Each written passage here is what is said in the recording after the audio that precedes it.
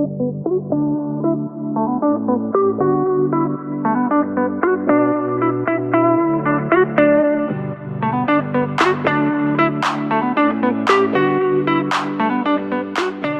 you so much, Marcelo, for having me here. And I agree with you.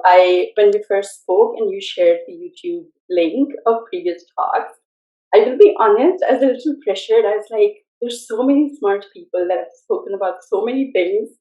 I was like, wait, what value can I bring to the table for all the young people that are on this call, but also young people that will be watching this, hopefully on YouTube later. I'll move my camera to a second screen uh, to really be able to see the things that I've written down. And when I was really looking at what are some of the things that I could talk about, I thought that I would talk about my journey in the social innovation space. I thought that I would talk about what I've done so far academically, startups that I've worked with.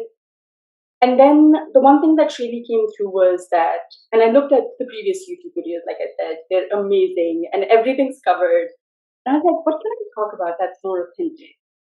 And that's where I thought that I could bring my authentic identities to this conversation and the journey that I've had to achieve the humble things that I've achieved in life, and how hopefully through this talk I can make space for young people to really acknowledge their authenticity. So I'd start off with that with 100% transparency that I have chronic anxiety. So you see my hand shaking right now, my voice shaking, and that's part and parcel of who I am as a person.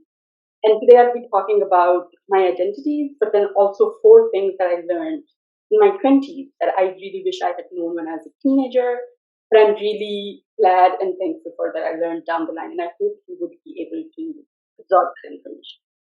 For point reference, I am Neelam. I've been working in the social innovation slash entrepreneurship slash underrepresented founders slash small businesses space for over 7 years now. And I've been working in the space in different countries. So I was born and raised in Pakistan, and I have lived in a couple other countries, but currently I call Canada home. So I live in Mississauga, and I've been part of the Global Shapers Islamabad Hub. I have academically, and in my undergrad, studied English literature, psychology, and international development. And my master's did Masters in Public Policy from Ohio State University. And then did a degree in incubation management, and now work in the hardcore startups, social startups, and social businesses and impact innovation space. So it's kind of diverse in terms of what I've done academically versus what I've done, what I do in work. But at the same time, I've also really had an unconventional personality. I was a very quirky child. I had habits that my parents were always like, it's okay, because I was the youngest of seven children. So I think by the time I was born, my parents were really tired. But I always had really quirky, unconventional habits. I asked a lot of questions. I questioned a lot of systems. I was always very curious. I had depression and anxiety from a really young age, and I spoke to myself a lot. And a lot of the times in conventional spaces, that was something that was frowned upon.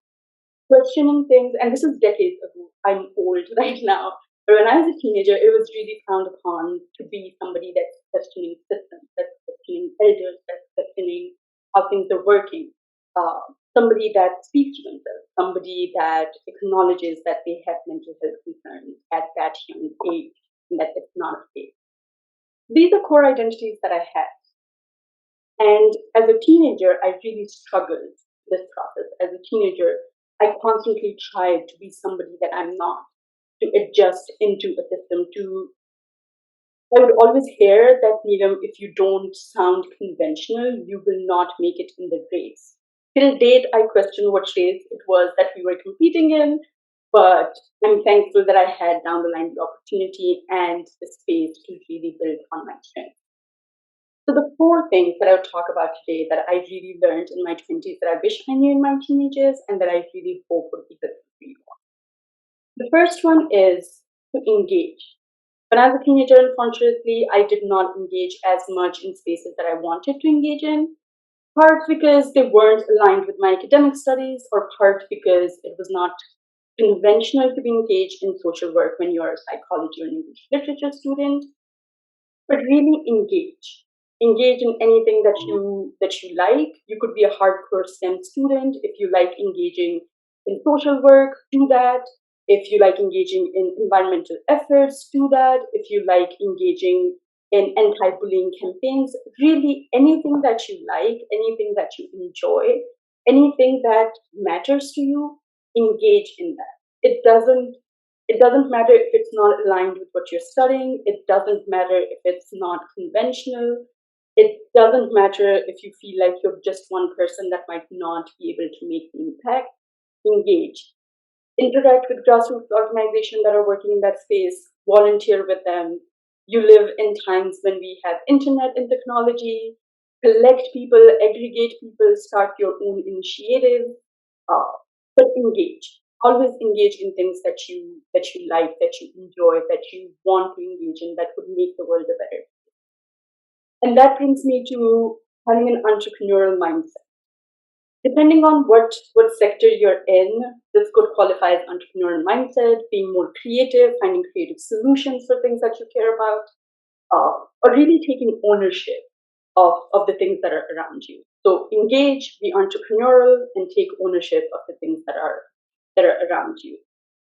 The second thing that I really wish that I knew, that I now know and take a lot of pride in, but that I wish that I knew when I was a teenager, was to really build on your strengths and accept your quirks, because they will down the line be helpful. All of us, and I'm sure that you know this, but if you don't know this, I really, really hope that you hear this. All of us have combinations of skills and strengths that we have that are really unique to us. They might or might not be what popular culture or popular systems, trends, or skills look like. So for example, when I was younger, I used to, and till date, I speak to myself. And that's a strength that I developed at a really young age. And what this translated to in terms of skills was really calming myself down when I'd get anxious, or really uplifting myself when I'd be going through a depressive episode and I would not know what to do. This is a skill that translated to the work that I do right now. I engage with a lot of communities. I work with underrepresented founders. I work with very diverse background change makers and innovators that go through a lot of emotional spikes, and a lot of mental health concerns. For mental health concerns, we always recommend that they reach out to professionals. But for more emotional hikes and the emotional roller coaster that is the process of social innovation, this is one strand that really, really helped me in my career. Whatever strengths that you have, even if they're not mainstream strengths that you see alongside you or in the same spaces that you're in, hold on to your strengths, hold on to your quirk. They will equip you down the line with skill sets that would be beneficial for you wherever you are in your life. So don't feel like you have to minimize your authentic self, your quirks, your strengths, just to assimilate to what is popular culture. Because cultures change, situations change, and these quirks and these strengths would definitely play into who you are as a person down the line. And this really leads to what is one of my favorite things that I learned as a teenager, fortunately, and I hold on to right now, and hopefully I'll hold on to for the rest of my life, is the compounding benefit of things that happen around you. It is the compounding benefit of the experiences that you have. So, for example, when I said that engage in different things, no matter what you're studying, no matter where you are, no matter in what capacity you engage and think of creative ways to make things better. This has a compounding effect. These are the things that would add to your skill set, to your strength, to who you are as a person down the line. And that's what would make you who you are. And the diversity of this really enriches and adds to the intersection of the work you do. So, for example, when I was an undergrad, I had this friend who had a very tiny marketing startup. And while I studied international development, the school that I went to was a business school. So my friend was studying business and he was taking marketing courses. He was really well versed in marketing skills. And he wanted to make documentaries for different places. The only thing with him was that he didn't have a writer. He didn't have somebody that would write scripts for his documents. And as somebody that was close to him and was around him most of the time, I hear a lot of people tell him that it's a good idea, but he doesn't have a writer. And I was like, you know what? I'll just write for you. I'm not maybe the most exceptional writer that you would have met. But I decent. I've studied English literature. I'm well versed in how to write script. Uh, and we can try it out and we can do this together. And he said to me, he said, Neelam, you're not a marketing person. You're not creating English literature as an academic or as a professional crowd. Are you sure? Are you sure that this would not be a waste of your time?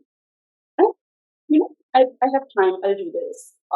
I'll do this with you. I think we enjoy working together. We enjoy spending time together, so we can do this together. And lo and behold, we worked on 4 documentaries that I wrote script for, and I joked about this. I was like, I need my name at the end titles of these documentaries. I really want my name to be on YouTube, which is really funny because this would go on YouTube as well. So with him, I worked on that. Since then, I have not worked in the marketing space. I am not a business graduate. I do not see myself working in the marketing space down the line as well. However, from the start of my career, right when I graduated from undergrad till now, I have always worked adjacent to marketing teams. And most of my work was engaging with the marketing team and supporting them and cross supporting each other with our work. My work with the marketing firm really, really added value to my interaction with the marketing teams, with all of the places that I've worked with, either as a trainer or as a mentor or as a program person, or really in any capacity that I have engaged with marketing. It has really helped. And I can already foresee that this will help me down the line with my interaction with marketing. That is the compounding benefit of things that you do, that you engage in, even if they're small, even if they do not make sense at that point, even if somebody says that this is not directly related to what you do professionally, it adds intersections of skills and strengths that you would need down the line. So again, going back to engage in anything that you like, don't be afraid that it is not directly connected to your professional work. It will, in different shapes and forms, compound and add benefit to the work that you're doing, whatever that you decide to do. And the last one that I really enjoy talking about, that I had both been lucky to benefit from, but also in my 20s learned that I should put more conscious effort into, is building value-based communities. You must have heard that your network is your net worth. And that is really, really apt and really important to know really early on. I go a step further than what your networks are, and I'll speak to that. I go a step further than what your networks are, and I speak about building your communities. And the reason why I say that is that in my personal understanding, communities are more value-based collectives that you make with people in different spaces. And what I mean by that is that you build communities or interactions with people that have the same kind of value systems as you have, that are striving to make the same kind of world that you want to make. They might have really different identities. By value system, I don't mean that they would have the same identity. So they might be people that might or might not look like you. They might be people that might or might not speak the same language, be in the same sector of work, be neurotypical or neurodiverse, might have different abilities, physical or emotional than you have, different belief systems, religion, gender identities, sexual identities. Really on the spectrum, they could have any identity as long as they have the same value system as you. And really build these communities wherever you go. When I initially said that I am the youngest of 7 siblings, I had access to communities of 6 different people who shared the same value system and hopefully the same sense of humor as I do, but really different personalities, really different identities than I had. Uh, and I had access to those communities. I was lucky that as a child and in my teenagers, I, by virtue and the privilege of where I was, had access to more communities. And in my 20s, I actually realized the power of building communities around you. When I was 22, I landed Fulbright scholarship and I went to the United States to do my master's in public policy. And that was the first time that I saw firsthand what the community does for you. From really holding me accountable to my moral compass of what my values were, what my morals were, uh, to being a cheerleader when I was succeeding in things, to being the shoulder that I could cry on when I was struggling with something. The community within Fulbright provided holistic support that I could not imagine before that. And onwards, from Fulbright to I went to Australia to study, to Australia Awards alumni community, the Swedish Awards alumni community, the Global Shapers. Really, I've had communities that really held me accountable for what I was doing and made me a better person. So always make communities wherever you go based on your values. They will be the ones that would hold you accountable to your roots. They would be the ones that would hold you accountable to your values and your morals. They would be the ones that would be your teachers, always helping you become a better person, questioning what you could do, pushing you to your boundaries. With Global Shapers, for example, before Global Shapers, I engaged in more volunteer capacity, but in spaces where I was more of part and parcel of, or more of a cog in a larger system with different organizations that I was working in.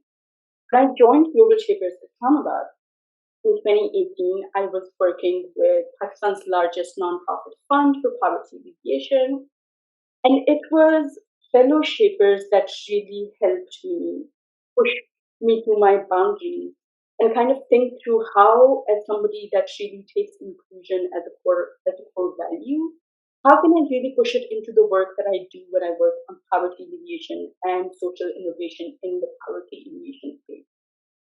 It was at that point that I was pushed to how can I make more strategic uh, decisions? How can I add to Pakistan's largest fund in terms of strategic input to have larger ecosystems built around inclusion? How do I hold myself accountable to these parameters? How do I break the system, even if it's a one nail in the wall? How do I do that to make sure that the values that I hold so close to my heart, that the values that I want to work on, I really translate them to the work that I do. I could do a 30 minutes of why communities are so important, why value-based communities are so important, and why wherever you go, whether it's a conference, whether it's a workshop like this, whether you go to accelerators, incubators, uh, school gatherings, neighborhood, your family parties, wherever you go, try to build communities of people that share the same value system as you. They might or might not have the same identities, but they have the same. So these are the 4 really major things that I learned in my 20s that I really hope that I knew in my teenagers, that I really wish that more teenagers would know and hopefully would let them take the of leap of faith and really engage in and do the work that they want to do with the authentic selves that they are without shying away from who they are or minimizing who they are. Thanks, Neelam. Fascinating story. You've been all around.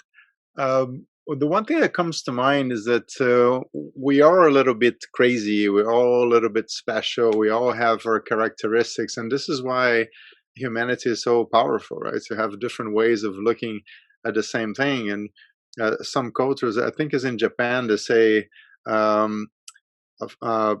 two people, three colors, right? So if you have two people, they have more than two opinions.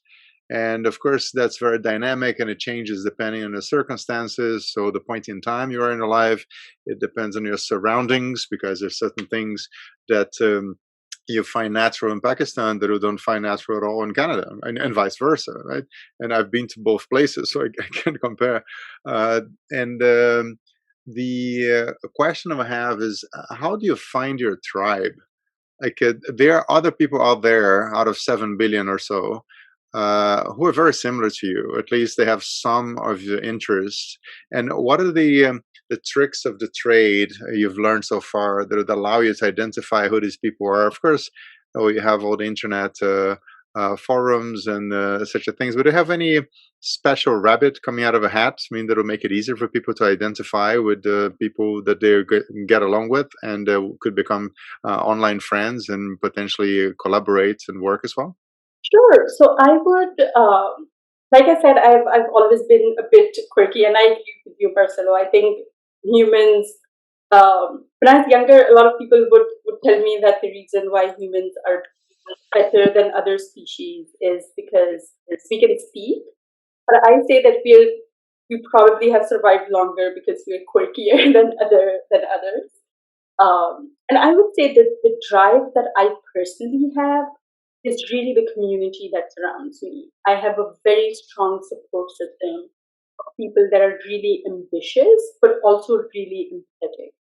Um, and that's something that always pushes me. When I'm surrounded by the Global Shapers community, for example, I always see others striving for good, but also cheerleading me on in spaces where I need support. As human beings, obviously, there are things that there's strengths that we have, and then there's strengths that we don't have. And wherever I need that support, I have a really strong built community, both in shapes of the global shapers, but other communities that I've built around the opportunities that I've had in my life. So I joke about this, but it is true that I have a network of really powerful, ambitious women around me that always keeps pushing me, that always keeps helping me question if I'm doing what I'm worth, if I'm doing what I can achieve. And how I chose them, how I chose my community of really ambitious and powerful women. And this is something that might work for teenagers now, but other people in general as well, is that there that I always knew that I wanted to work in spaces that were more disruptive. I realized very early on that the things that I was engaged in were non-conventional. That I, as a person, was what was, like you said, in a Pakistani society, a non-conventional girl. And I grew up in a very conservative part of. So I always knew that I was non-conventional, but by virtue of being the youngest of seven, I had access to older siblings that had friends that had one or two non-conventional people. So I had the opportunity of seeing that it wasn't uncommon, that it was not common to have non-conventional people, but it wasn't impossible. And I wasn't the only person that was out there. So I actively started seeking out in the Fulbright community, for example. This was a very academic space that I had access to. I would always seek out women that were more ambitious, that were more vocal, that wanted to talk about um, where they wanted to be. And after that, when I was slightly older than 22, I started talking more about what my ambitions were, but also what my fears were. What were some of the things that I was struggling with? And you would be surprised, or maybe not, Marcella, you probably would have seen this often as well. The more you talk authentically about what your experiences are, the more people who don't talk about it but feel like that would connect with you. So half of the people that I have in my community are people that reached out to me because I spoke in both my authenticity, but of what I aspired to be and what I was scared of. And they would reach out and say, hey, these are the kind of things that we're scared of as well. But these are the things that worked out. So it was really putting myself in that uncomfortable space of speaking about what I wanted to do and really just sticking it out for a bit to see if people would be open to talking about it. Yeah, it's also paying attention, right? Like what's happening around you and what does it mean, and even when the things that are not necessarily positive happen, you go like, okay, the universe is trying to give me a message, and what's inside that message? Is that negative thing happening because it's nudging, pushing me into something that is going to be good in the future, or should I really take action and then be very proactive? And we all have individual journeys. So congratulations on your own journey. Is definitely very impressive. And keep on being quirky because it looks like it's working. I, I say so. I would vouch for it, and I would really encourage young people to be quirky, to really accept your quirkiness. Thank you so much, Marcella. Thanks a lot for having me here.